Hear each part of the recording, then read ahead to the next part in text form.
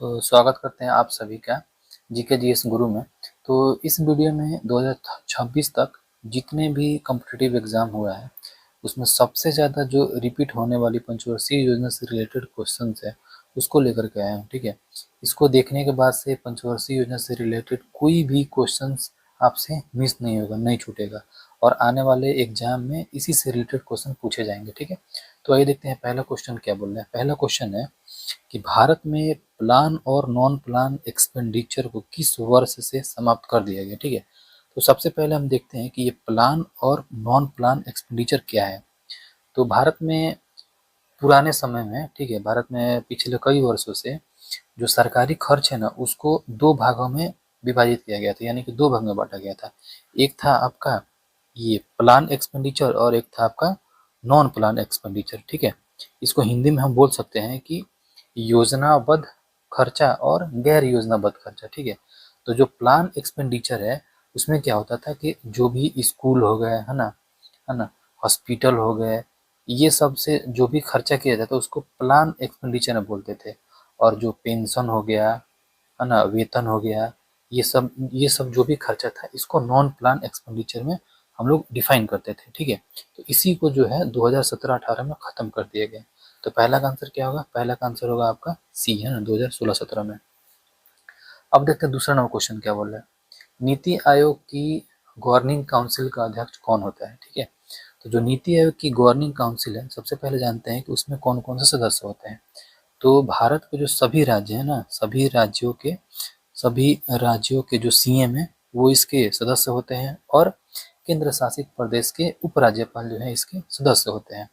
अब इसकी अध्यक्षता की बात करें तो इसके अध्यक्ष कौन होते हैं? इसके अध्यक्ष होते हैं प्रधानमंत्री। दूसरा का आंसर क्या होगा? दूसरा का आंसर हो जाएगा सी। आइए देखते हैं तीसरा नंबर क्वेश्चन क्या बोला है। पंचवर्षीय योजना प्रणाली को समाप्त करने का प्रमुख कारण क्या था? देखिए, तो इसको समाप्त करने का प्रमुख कारण था लचीलापन का अभाव। ठीक है, लचीलापन का क्या था? अभाव था। आइए देखते हैं चौथा नंबर क्वेश्चन क्या है। भारत में आर्थिक नियोजन का मूल उद्देश्य किससे संबंधित है? तो जो भारत का जो आर्थिक नियोजन है ना, वो था जैसे कि जब पुराने टाइम में जब पंचवर्षीय योजना जब लागू हुआ 1951 में, तो उस समय भी बहुत सारी प्रॉब्लम थी, जैसे कि भुखमरी हो गया, है ना, बेरोजगारी हो गया, अशिक्षा हो गया, ये सब सारी प्रॉब्लम थी, है ना। तो उसी को दूर करने के लिए सामाजिक न्याय लाया गया, जैसे कि जो गरीबी को दूर करना, गरीबी हटाओ जैसे नारे भी लगाए गए और जो आर्थिक नियोजन है उसी से संबंधित आपको लाए गए थे। तो ये सामाजिक न्याय ही है। क्या है? सामाजिक न्याय। तो चार का आंसर क्या होगा? चार का आंसर हो जाएगा बी। आइए देखते हैं पांच नंबर क्वेश्चन क्या बोला है। नीति आयोग का मुख्य कार्य क्या है? देखिए, नीति आयोग का जो मुख्य कार्य है वो है, नीति आयोग को बोलते हैं कि ये थिंक टैंक पे आधारित है, यानी कि ये क्या करता है, सरकार को, है ना, नीति बनाने का जो है सुझाव देता है। ठीक है, जो इससे क्या बोल सकते हैं, इससे हम ये बोल सकते हैं कि सरकारी जो सहकारी संघवाद को बढ़ावा देता है, ये एक थिंक टैंक की तरह काम करता है। तो पांच का आंसर क्या हो जाएगा? सी हो जाएगा। ये नीति आयोग का कार्य ये नहीं है कि बजट बनाना या संसाधन आवंटन करना या कर निर्धारण करना, ये सब काम नीति आयोग का नहीं है। तो इसका आंसर क्या होगा? इसका आंसर हो जाएगा सी, सहकारी संघवाद को बढ़ावा देना। पांच का आंसर क्या होगा? सी होगा। आइए देखते हैं छह नंबर क्वेश्चन क्या बोल रहा है। पंचवर्षीय योजनाओं में सार्वजनिक क्षेत्र को किस रूप में देखा गया? देखिए, जो सार्वजनिक क्षेत्र है ना, जब सार्वजनिक क्षेत्र है, जब जब पंचवर्षीय योजना लागू किया गया 1951 में, कब लागू किया गया था? 1951 में लागू किया गया। तो उस समय भारत के पास बहुत सारी समस्याएं थी। ठीक है, उन समस्याओं में थी अशिक्षा हो गया, ठीक है, अशिक्षा हो गया, बेरोजगारी हो गई, भूखमरी हो गई, है ना, भूखमरी हो गई, ये सारी प्रॉब्लम्स थी। तो सरकार क्या करता था कि सरकार उसको सभी भागों को निजी नहीं रख सकता था। ठीक है, तो कुछ भाग को अपने पास रखा, जैसे कि उनमें था इस्पात, है ना, क्या था? इस्पात था, ऊर्जा था, है ना, उसके बाद से रेलवे था, कोयला था, है ना, भारी उद्योग वगैरह था, है ना, भारी उद्योग था। इन सबको क्या किया कि वो अपने पास रखा, यानी कि वो सब सार्वजनिक क्षेत्र के रूप में उसको घोषित किया। उसी को हम लोग बोलते हैं कमांडिंग हाइट्स। क्या बोलते हैं? Commanding Heights. तो इसका आंसर क्या होगा? छः का आंसर हो जाएगा सी। आइए देखते हैं सात नंबर क्या बोल रहा है क्वेश्चन। देखिए, पर्सपेक्टिव प्लान सामान्यतः कितने वर्षों के लिए बनाया जाता था? जो पर्सपेक्टिव प्लान है ये एक लॉन्ग टर्म विजन है ना, ये 15 से 20 सालों के लिए बनाया जाता था और इसी के अंतर्गत आता था 5 ईयर्स प्लान जो कि 5 सालों के लिए बनाया जाता था। तो ये क्या बोला क्वेश्चन, पर्सपेक्टिव प्लान ये किसे इसके समानतः कितने वर्षों के लिए बनाया जाता था, ये बनाया जाता था 15 से 20 वर्षों के लिए। इसका आंसर क्या होगा, इसका आंसर हो जाएगा सी। आइए देखते हैं 8 नंबर क्वेश्चन क्या बोल रहा है। राज्य योजनाओं के अनुमोदन का कार्य कौन करता था। तो देखिए जो राज्य का जो योजनाओं का अनुमोदन का कार्य है वो योजना आयोग करता था, ठीक है ना, कौन करता था, योजना आयोग करता था। तो इसका आंसर क्या हो जाएगा, 8 का सी हो जाएगा। और देखते हैं 9 नंबर क्वेश्चन, भारत की योजना प्रणाली किस मॉडल किस देश के मॉडल से प्रेरित थी। तो ये थी आपको यूएसएसआर से प्रेरित थी। तो इसका आंसर क्या हो जाएगा, 9 का हो जाएगा सी। देखते हैं 10 नंबर क्वेश्चन क्या बोला है, नीति आयोग का गठन किस आधार पर किया गया। तो जो नीति आयोग का गठन है वो आपको कार्यकारी प्रस्ताव के आधार पर किया गया। और बात करते हैं कि नीति आयोग का गठन कब किया गया, तो इसका गठन किया गया 2015 में। कब किया गया, 2015 में किया गया। आइए देखते हैं 11 नंबर क्वेश्चन। 11 नंबर क्वेश्चन बोल रहा है public sector as commanding heights का अर्थ क्या है। देखिए जैसे कि हम आपको बताएं कि कमांडिंग हाइट्स का मतलब होता है कि जो भी उस समय में है ना, जब भारत को निजीकरण किया जा रहा था, व्यापार को निजीकरण किया जा रहा था, लिबरलाइजेशन किया जा रहा था, तो उस समय क्या किया गया कि इस्पात को है ना, इस्पात को, ऊर्जा को है ना, कोयला को, रेलवे को, ये सब क्या किया गया, भारी उद्योग को, ये सबको क्या किया गया ना कि राज्य के नियंत्रण में रखा गया। और ये सब जो क्षेत्र है ना, इस्पात, ऊर्जा है ना, कोयला, रेलवे, भारी उद्योग, ये रणनीतिक उद्योग बोलते हैं, इसको क्या बोलते हैं, रणनीतिक उद्योग बोलते हैं। और इस पे जो जो नियंत्रण था वो राज्य सरकार का था, यानी कि सरकार का था। तो इसको हम क्या बोल सकते हैं, देखिए public sector as commanding heights का क्या अर्थ है, इसका अर्थ है रणनीतिक उद्योग। ये सब क्या कैसे उद्योग है, रणनीतिक उद्योग है। और इस पे नियंत्रण किसका था, सरकार का था, है ना, सरकार का था। तो इसका आंसर क्या होगा, सी होगा, रणनीतिक उद्योग पर राज्य नियंत्रण। 11 का आंसर क्या होगा, सी होगा। अब देखते हैं 12 नंबर क्वेश्चन क्या बोल रहा है, योजना अवकाश की अवधि क्या थी। देखिए जब 1962 में है ना, 1962 में और 1965 तक जो पाकिस्तान से युद्ध हुआ, तो उस समय वो युद्ध के बाद से भारत में कुछ प्रॉब्लम्स हुई, जैसे कि भूखमरी हो गया है ना, आपात हो गया, ये सब हो गया। तो इस समय में क्या किया गया कि योजना जो है उसको नया योजना लागू नहीं किया, जो पंचवर्षीय योजना थी उसमें एक नया योजना लागू नहीं किया गया। तो ये कब से कब तक था, ये 1966 से लेकर के 1969 तक था, ठीक है। तो इसी अवधि को क्या बोलते हैं, योजना अवकाश की अवधि बोलते हैं। तो 12 का आंसर क्या हो जाएगा, 12 का आंसर सी हो जाएगा। आइए देखते हैं 13 नंबर क्वेश्चन क्या बोल रहा है। 13 नंबर क्वेश्चन बोल रहा है गाडगिल सूत्र का संबंध किससे है, ठीक है। तो सबसे पहले बात करते हैं कि ये गाडगिल सूत्र क्या है। तो गाडगिल सूत्र है, जब पंचवर्षीय योजना लागू किया गया तो उस समय भी जो केंद्र सरकार है, जो केंद्र सरकार वो राज्य सरकार को क्या करती थी, कर का बंटवारा करती थी। लेकिन कर का बंटवारा किस रूप में हो और किस किस राज्य को ना, किस राज्य को कितना धन मिले ना, कितना कर मिले, कितना कर मिले, इसी को डिसाइड करने के लिए ये एक सूत्र लाया गया जिसका नाम था गाडगिल सूत्र। क्या था, गाडगिल सूत्र। तो गाडगिल सूत्र का संबंध किससे है, राज्य योजना आवंटन से। किससे, राज्य योजना आवंटन से। तो तेरा का आंसर क्या हो जाएगा, तेरा का आंसर सी हो जाएगा। आइए देखते हैं 14 नंबर क्वेश्चन क्या बोल रहा है, गरीबी हटाओ नारा किस पंचवर्षीय योजना से जुड़ा हुआ है। देखिए तो जो गरीबी हटाओ नारा है ये आपको पंचम पंच योजना से जुड़ा है, पंचम पंचवर्षीय योजना से जुड़ा हुआ है। किससे जुड़ा हुआ है, पंचम पंच योजना से, पंचम पंचवर्षीय योजना से जुड़ा हुआ है। आपको कमेंट करके बताना है कि जो पंचम पंचवर्षीय योजना है इसका कब से कब तक लागू हुआ था, ठीक है। तो 14 का आंसर क्या होगा, बी होगा। आइए देखते हैं 15 नंबर क्वेश्चन क्या बोल रहा है, न्यूनतम आवश्यकता कार्यक्रम किस योजना से शुरू हुआ, है ना। क्वेश्चन बोल रहा है कि न्यूनतम आवश्यकता कार्यक्रम किस योजना में शुरू हुआ। तो इसका आंसर हो जाएगा पंचम, क्या होगा, पंचम पंचवर्षीय योजना से शुरू हुआ है। अच्छा अब बात करते हैं कि ये आखिर न्यूनतम आवश्यकता कार्यक्रम है क्या, ठीक है। तो न्यूनतम आवश्यकता कार्यक्रम यानी कि हर नागरिक को बुनियादी सुविधा देना। बुनियादी सुविधा मतलब कि प्राथमिक शिक्षा हो गया, है ना। बुनियादी मतलब क्या चीज? प्राथमिक प्राथमिक शिक्षा हो गया, प्राथमिक शिक्षा हो गया, स्वास्थ्य सेवाएं हो गए, है ना, स्वास्थ्य सेवाएं हो गए। उसके बाद से आपको पेयजल हो गया, है ना, पेयजल हो गया, आवास हो गया, आवास हो गया। पुराने लोग नहीं बोलते थे कि कम से कम इंसान को रोटी, कपड़ा और मकान होना ही चाहिए, मिलना ही चाहिए, उसी को बोलते हैं न्यूनतम आवश्यकता। ठीक है, तो न्यूनतम आवश्यकता कार्यक्रम किस योजना से शुरू हुआ था? तो ये हुआ था आपको पंचम पंचवर्षीय योजना से शुरू हुआ था। ठीक है, तो 15 का आंसर क्या होगा? बी होगा। आइए देखते हैं 16 नंबर क्वेश्चन क्या बोल रहा है। 16 नंबर क्वेश्चन बोल रहा है रोलिंग प्लान की अवधारणा किस अवधि में लागू हुई? ठीक है, तो रोलिंग प्लान का मतलब क्या होता है? देखिए, पहले पंचवर्षीय योजना था तो वो 5 वर्षों के लिए लागू होता था। ठीक है, उसी के स्थान पे जब जनता की सरकार बनी, है ना, मतलब कि जनता सरकार, उस समय सरकार चेंजिंग हुई थी, तो वो क्या हुआ, रोलिंग प्लान में हर साल योजना, है ना, समीक्षा की जाती।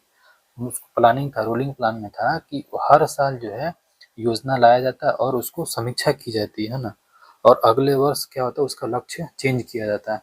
तो हालांकि ये ज़्यादा दिन तक चला नहीं, कुछ राजनीतिक उथल पुथल की वजह से ये वापस ले लिया गया। ठीक है, तो इसका जो शुरुआत है रोलिंग प्लान की जो अवधारणा है वो कब लागू हो गई थी? तो ये आपको लागू हुई थी 78 से 1978 से 1980 में, जब जनता की सरकार बनी थी ना, उसी वक्त में इसको बात की गई थी। ठीक है, तो 16 का आंसर क्या हुआ? 16 का आंसर बी हो जाएगा। देखते हैं 17 नंबर क्वेश्चन क्या बोल रहा है। 17 नंबर क्वेश्चन बोल रहा है नई आर्थिक नीति, है ना, क्या बोल रहे हैं? नई आर्थिक नीति किस योजना से संबंधित है? तो सबसे पहले समझते हैं कि नई आर्थिक नीति है क्या। तो देखिए 1991 के टाइम में, कब? 1991 के समय में क्या हुआ था कि भारत में मंदी आई थी। ठीक है ना, भारत के पास जो है वो डॉलर बहुत कम था ताकि वो इंटरनेशनल व्यापार कर सके। उसके बाद से भारत का सबसे पड़ोसी था, पड़ोसी मीन्स की सबसे जो नज़दीकी था वो था यूएसए सर, है ना, उसका भी विघटन, सोवियत संघ बोलते हैं उसको, सोवियत संघ का भी विघटन हो गया था। उसके बाद से बात करते हैं कि भारत जो है वो, वहाँ बहुत ज़्यादा इन्फ्लेशन हो गया था भारत में। भारत में क्या होता है कि महंगाई बहुत ज़्यादा हो गई थी और भारत जो है इंटरनेशनल बैंक से जो कर्जा लिया था, इन सब की वजह से उधर से भी प्रेशर आ रहा था कि भारत को अपने आर्थिक नीति में परिवर्तन करना चाहिए। इस वजह से क्या हुआ कि 1991 में अपना नया आर्थिक नीति भारत लाया। ठीक है, तो नई आर्थिक नीति को ये एलपीजी रिफॉर्म भी बोलते हैं, एलपीजी, यानी कि लिबरलाइजेशन होता है, प्राइवेटाइजेशन होता है और ग्लोबलाइजेशन होता है। ठीक है, इसको एलपीजी रिफॉर्म भी बोलते हैं। क्या बोलते हैं? एलपीजी रिफॉर्म भी बोलते हैं। तो वही क्वेश्चन बोला है कि नई आर्थिक नीति 1991 किस योजना से संबंधित है? तो ये है आपको 8वीं पंचवर्षीय से संबंधित है। किससे संबंधित है? 8वीं पंचवर्षीय योजना से संबंधित है। तो 17 का आंसर होगा, 17 का आंसर हो जाएगा बी। आइए देखते हैं 18 नंबर क्वेश्चन क्या बोल रहे हैं। मानव संसाधन विकास पर विशेष बल किस योजना में था?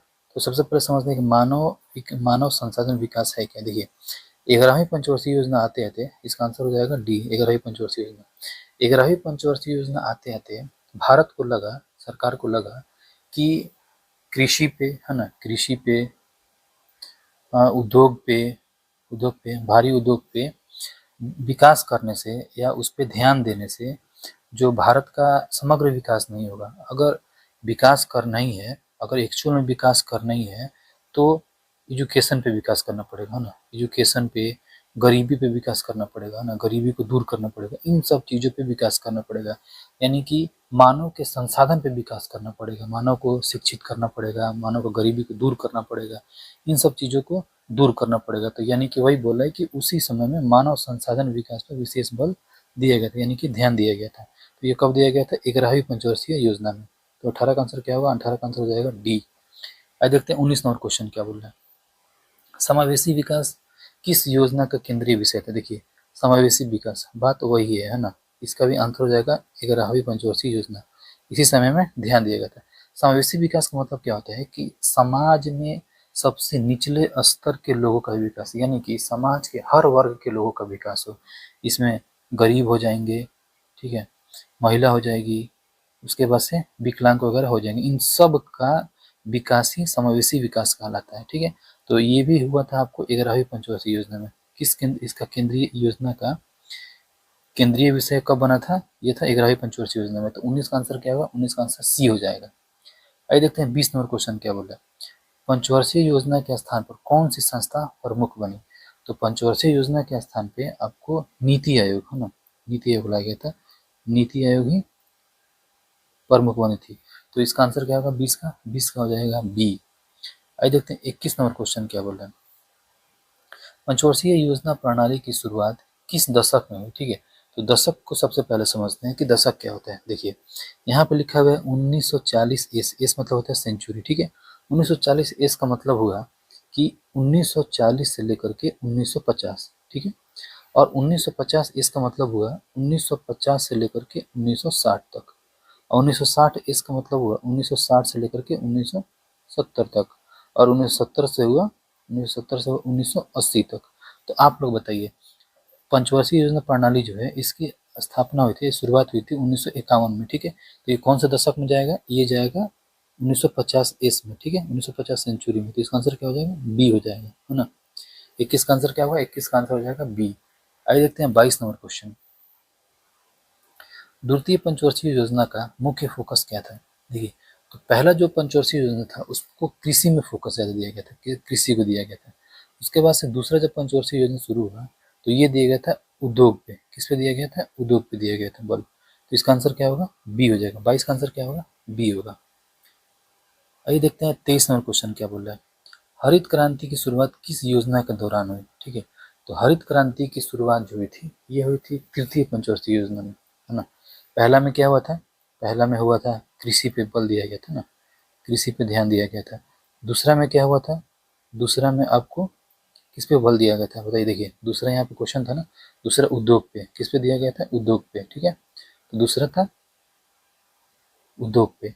तीसरा जो था, तीसरा ये जो था पंचवर्षीय योजना, पंचवर्षीय जो तीसरा पंचवर्षीय योजना था ये हरित क्रांति पे ज़्यादा बल दिया था। हरित क्रांति में क्या देखिए, इस दौरान में जब तृतीय पंचवर्षीय योजना हुआ तो इस दौरान में ना उच्च उपज वाले बीज पे ध्यान दिया गया, है ना, उर्वरक पे ध्यान दिया गया, उर्वरक पे ध्यान दिया गया। उसके बाद से सिंचाई पे ध्यान दिया गया, सिंचाई पे ध्यान दिया गया, आधुनिक तकनीक पे ध्यान दिया गया, है ना, आधुनिक तकनीक पे ध्यान दिया गया। इन सब चीज़ों पे क्या दिया गया? जोर दिया गया। और इसी को बाद में चल के हरित क्रांति कहा गया। क्या कहा गया? हरित क्रांति कहा गया। तो क्वेश्चन क्या, हरित क्रांति की शुरुआत किस योजना के दौरान हुई? तो ये हुई थी तृतीय पंचवर्षीय योजना के दौरान। तो इसका आंसर क्या हो जाएगा? इसका आंसर हो जाएगा बी। आइए देखते हैं 24 नंबर क्वेश्चन क्या बोल रहा है। योजना आयोग की स्थापना किस वर्ष हुई थी? देखिए, तो योजना जो आयोग है सबसे पहले योजना आयोग की स्थापना की गई थी 1950 में। कब की गई थी? 1950 में। उसकी इसी के उपरांत और इसी के सुझाव पे 1951 में पंचवर्षीय योजना की शुरुआत की गई थी। ठीक है, तो योजना आयोग की स्थापना कब हुई थी? 1950 में हुई थी। ठीक है, तो 24 का आंसर क्या होगा? 24 का आंसर बी हो जाएगा।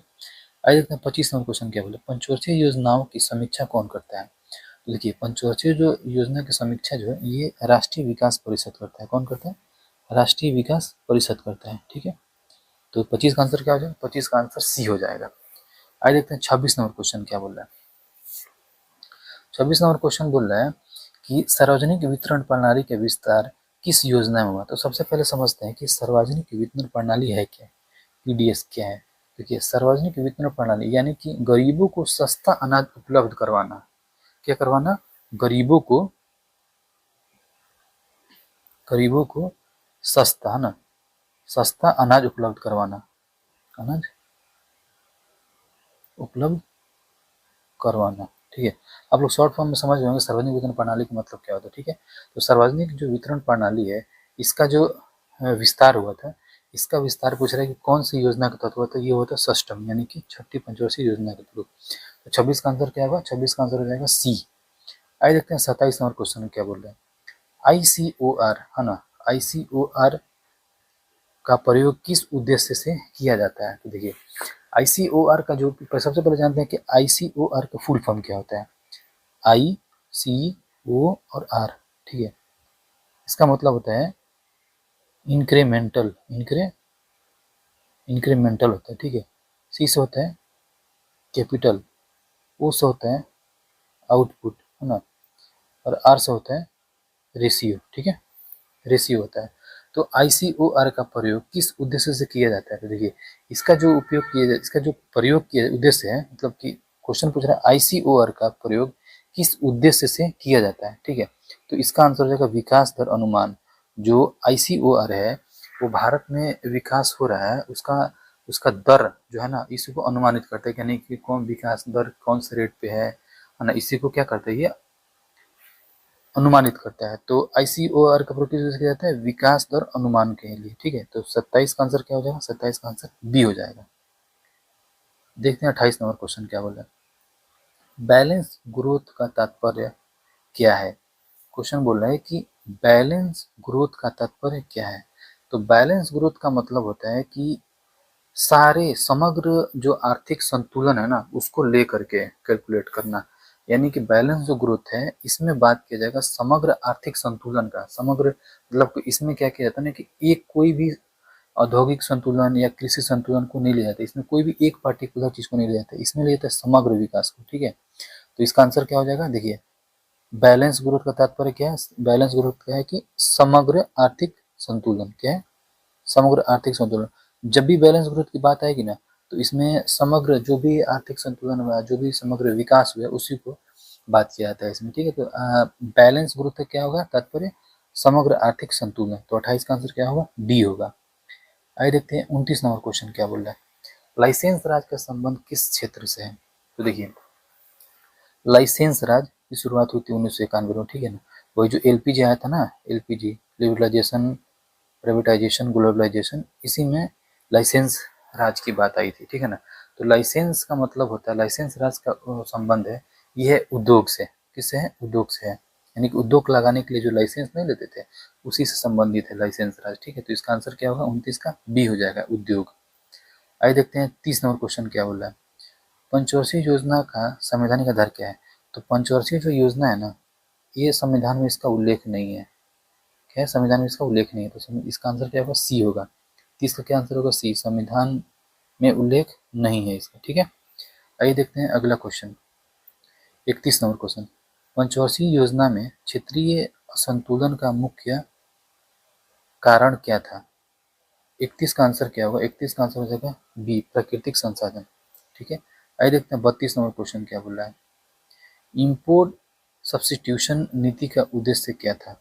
32 नंबर क्वेश्चन बोल रहा है कि इम्पोर्ट सब्स्टिट्यूशन नीति का उद्देश्य क्या था। तो इसका आंसर हो जाएगा आयात घटाना, क्या था, आयात घटाना।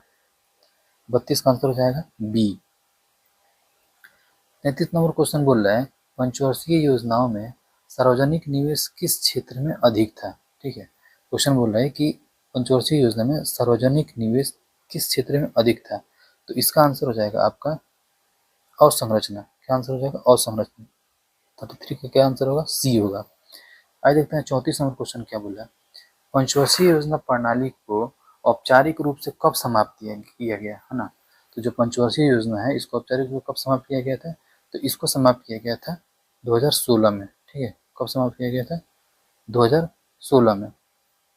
2015 में क्या आया था, नीति आयोग आया था, ठीक है। उसके बाद से क्या किया गया था, इसको खत्म कर दिया गया, समाप्त कर दिया गया था।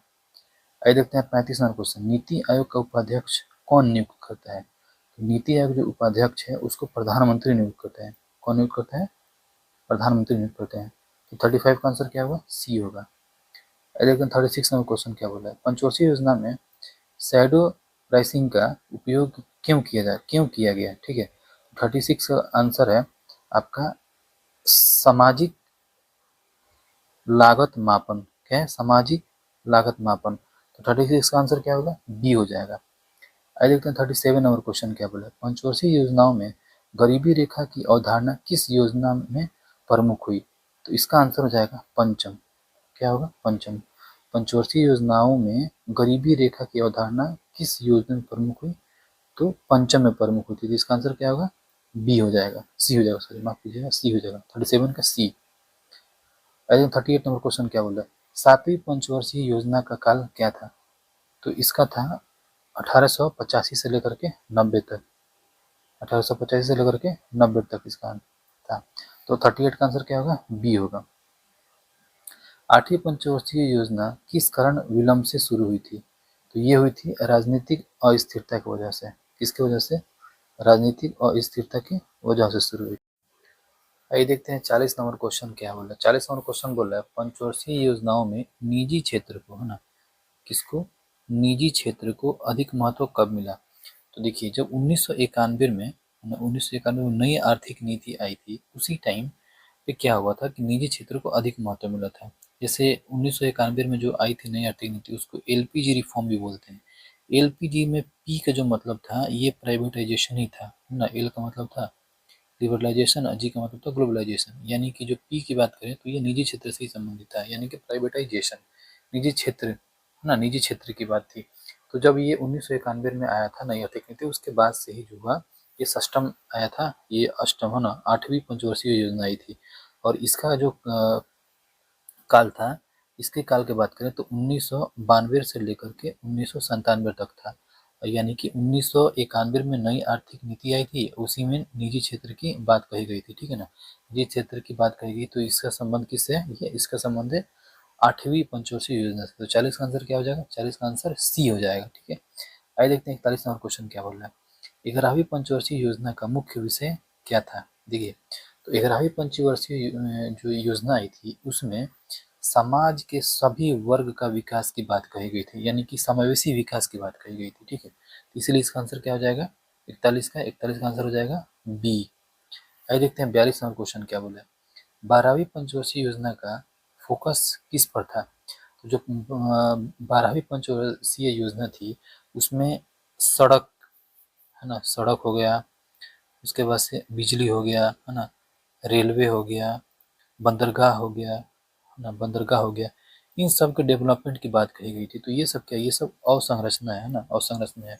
तो 42 का आंसर क्या होगा, 42 का आंसर हो जाएगा बी। आइए देखते हैं 43 नंबर क्वेश्चन क्या बोला है।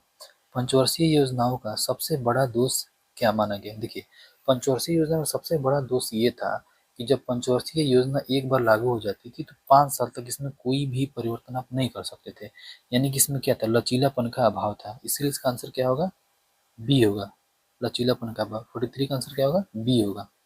आइए देखते हैं 44 नंबर क्वेश्चन। नीति आयोग में राज्यों की भागीदारी किस माध्यम से होती थी। तो जो राज्यों की भागीदारी होती थी ये होती थी गवर्निंग गवर्निंग काउंसिल के माध्यम से।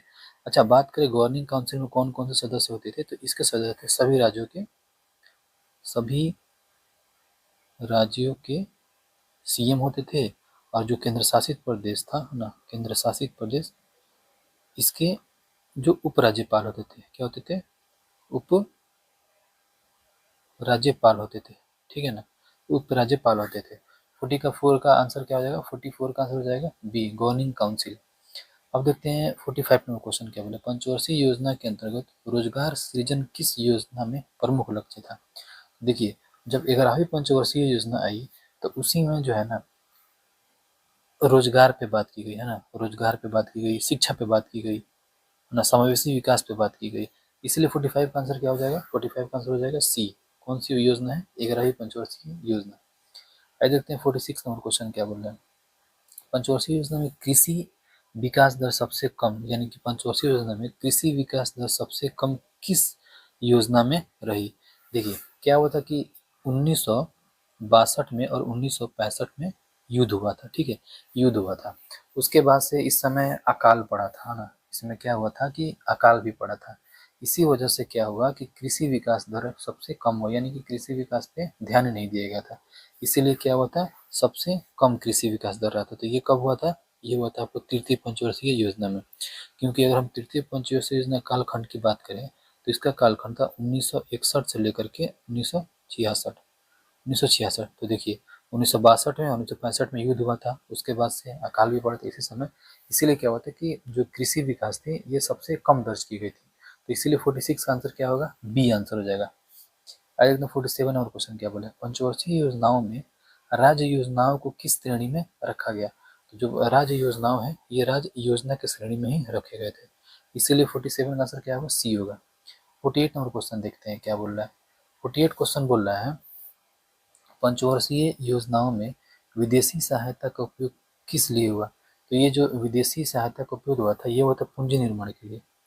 जो बाहर देश से अभी भी कभी के वर्ल्ड बैंक से नहीं सहायता ले जाता है, उसी की बात करें। विदेशी सहायता का जो उपयोग हुआ था वो होता है पूंजी निर्माण के लिए, ठीक है। 48 का आंसर क्या होगा, बी होगा। देखते हैं 49 नंबर क्वेश्चन क्या बोल रहा है। पंचवर्षीय योजना प्रणाली किस प्रकार की योजना थी? तो ये जो पंचवर्षीय योजना प्रणाली थी ये केंद्रीकृत थी। क्या थी? केंद्रीकृत थी। 49 का आंसर क्या होगा? बी होगा। देखते हैं 15 नंबर क्वेश्चन क्या बोला। पंचवर्षीय योजना में सामाजिक क्षेत्र पर अधिक बल कब मिला था? तो यानी कि सामाजिक क्षेत्र पर कब मिला था? तो ये मिला था 11वीं पंचवर्षीय योजना में।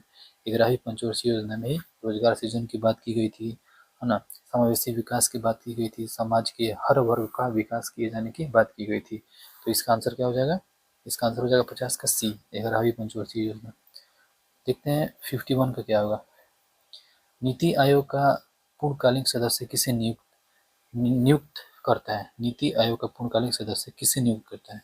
तो ये प्रधानमंत्री करता है। कौन करता है? प्रधानमंत्री। 51 का आंसर बी होगा। 52 और क्वेश्चन बोल रहा है पंचवर्षीय योजना में आर्थिक वृद्धि का मापन किससे किया जाता है? तो ये किया जाता है जीडीपी से, है ना। किसे किया जाता है? जीडीपी से।